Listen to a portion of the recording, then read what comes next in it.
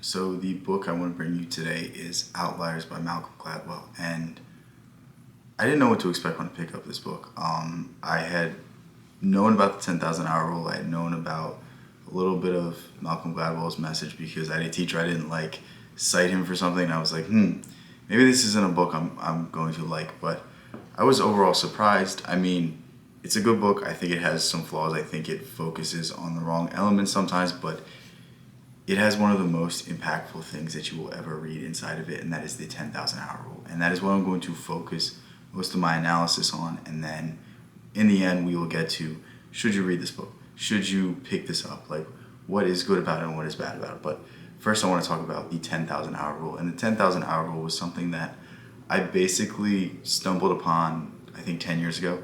And I think Malcolm Gladwell was the first person to come up with it.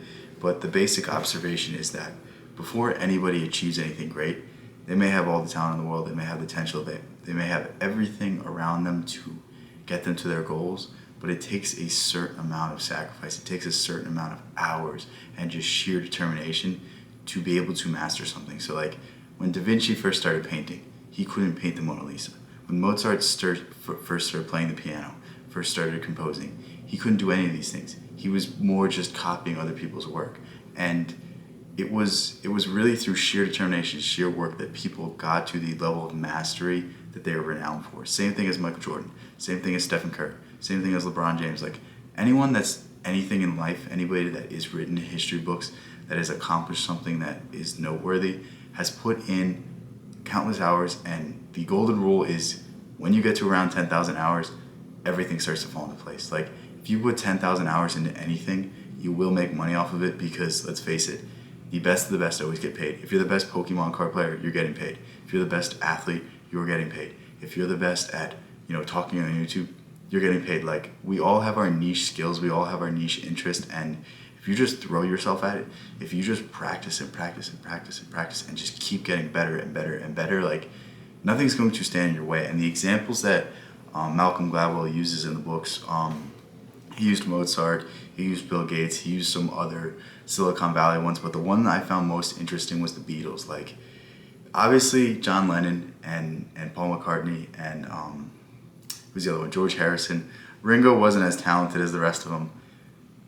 He's still part of the Beatles, so he still gets the accolades. But like, all of them had individually like amazing talent, like generational talent, like once in a lifetime type talent. And you know what? They were all from, where were they from? Liverpool or whatever. But they were all from the same area. They get together, and they weren't good when they first started.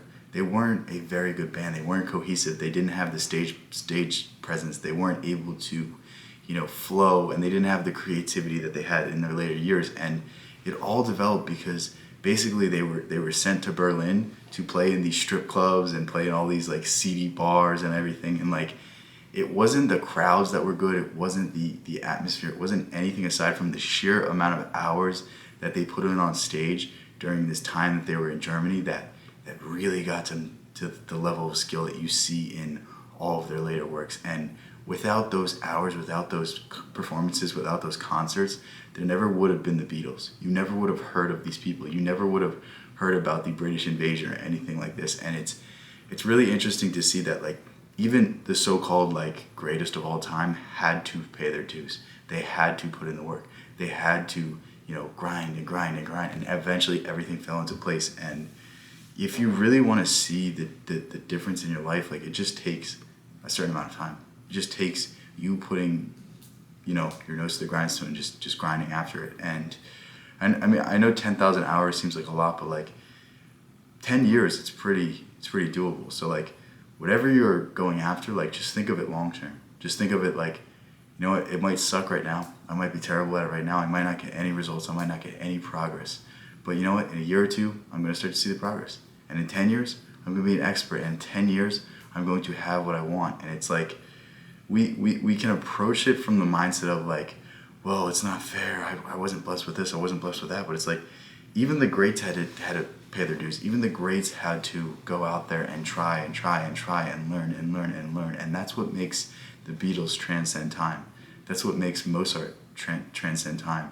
The Mona Lisa, it transcends time because Da Vinci spent hours and hours and hours learning about all the brushstrokes, learning about nature, learning about how plants grew and all of these things so that he could replicate them on a canvas. And we often like to trivialize accomplishments. We oftentimes like to say like, well, this person only did this because he was born with a 50-inch vertical. And it's like, yeah, you know what? Michael Jordan did have some crazy hops, but how many great players have had insane, vertical, but weren't great players, weren't remembered to this day, weren't the face of their own brand. Like there's something to be said about the work ethic, and there's something to be said about the sheer amount of hours put in. And I want you to do it from a place of enjoyment. I don't want you to do it from a place of like discipline. I need to do this, I need to do that. Like, I want you to do it and have fun with it, because when you have fun with it, that's when you express.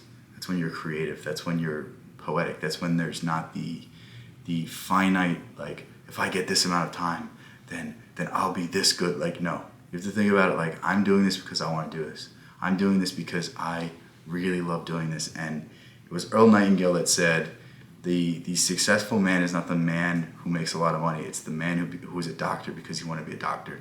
The man who was a teacher because he wanted to be a teacher. And we need to understand this principle. We need to understand that, like, do something for the love of it, and just pour your heart into it, and eventually it will fall through.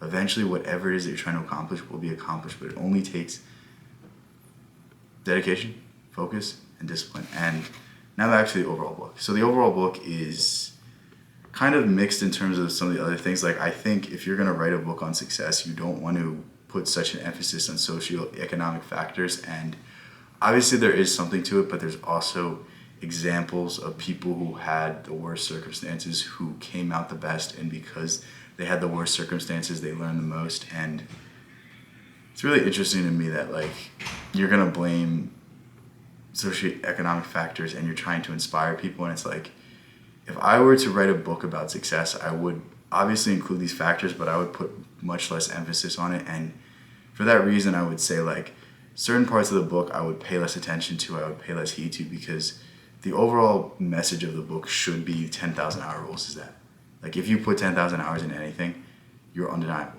You will never be stopped. Nobody can get in your way. And if you have other roadblocks, you simply just have to will your way through it. Like, let's say you become an expert at whatever subject. You become an expert at Pokemon cards, but you can't speak for shit. You're terrible on camera. Like, the person that has the ability to grind to become the best Pokemon card player in the world also has the ability to turn on the camera and improve their speaking.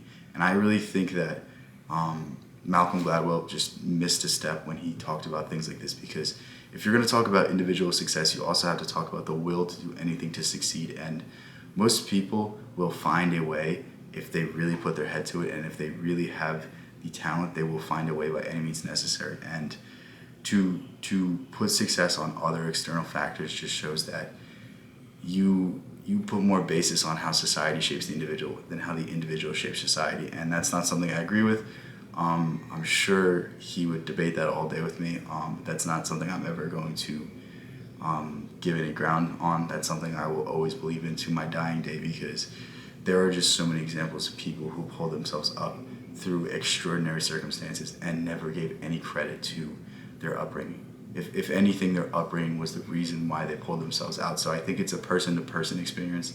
I think you can look at trends and say, like, this is what tends to happen, but, like, saying a trend and giving it to people really just sets in their mind an excuse to not accomplish anything, an excuse to not go out of their way and just push a little harder and just see how good they could become. So that's why I don't tend to cite statistics. That's why I don't tend to cite studies, because studies are another outlet for people to just put up imaginary roadblocks in their mind, imaginary problems that we can't solve because it's out of our control. And I mean, it's a very good book. I really like how it's written. It's very interesting and it's very insightful, but at the same time, I think there's a little bit of a misstep. And at the very least, I would pick up this book and read the chapter on the 10,000 hour rule, because it's a tremendous chapter. I really wish that was the entire book, like those 50, 60 pages. I really wish that was the only thing he said, because it would have made this book so much better in my eyes, and it really would have made it stand out in a way that I think I would put it up there with, like, some of the great other works that I've read, some of the great other books in terms of mindset or any type of success or any type of just personal freedom book. Like, it's a shame. It really is. But again, overall, really good book. I'll leave links in the book. I'll leave a link in the description to the book. Thank you to each and every one of you who made it this far in the video. Channel just hit 1,000 subscribers. That's crazy to say. It took me like a year and a half to hit that on my other channel, and I was posting shorts. So it's really, really, really cool to just see that like people just really just want this kind of content, just really want to hear me talk and, you know, give my thoughts on things and give my perspective and explain certain things that have helped me, explain certain beliefs and things that I've gotten from the great authors that I've read, the great books I've read. And yeah, I can't thank each and every one of you enough. I love to see the support. I love all of you guys. All of you guys really means the world to me that people would want to turn on the camera and spend some of their day with me. So yeah, this is just the start. It really is. Like I can tell you the things that I want to do, but like it's not the time to do that. The time to do, right now what we're supposed to do is celebrate. Right now what we're supposed to do is smile and just appreciate what we have. And yeah, I'm at a loss for words. It's the first time ever. I don't know what to say. And thank you to each and every one of you. If you enjoyed the channel, if you're new, consider subscribing, be part of this journey. If you haven't already, join my Discord. I'm really trying to get just people talking, people suggesting books, people suggesting ideas, and overall just build a positive place in the world. And if you don't want to read every single book that I've read, I also have a paid community where I summarize the main ideas, where I explain things in a way that you don't have to read thousands of pages, you just have to read a few, and you get the same overall message. And on top of that, there's going to be weekly calls, there's going to be an interactive like community basis for it, and I'm really excited to build that out, continue that format. And right now it's really cheap. It's not going to be this cheap forever, so get it while you can, get it while it's cheap. And thank you to each and every one of you. Love all you guys. I'm at a loss for words. Peace out, guys.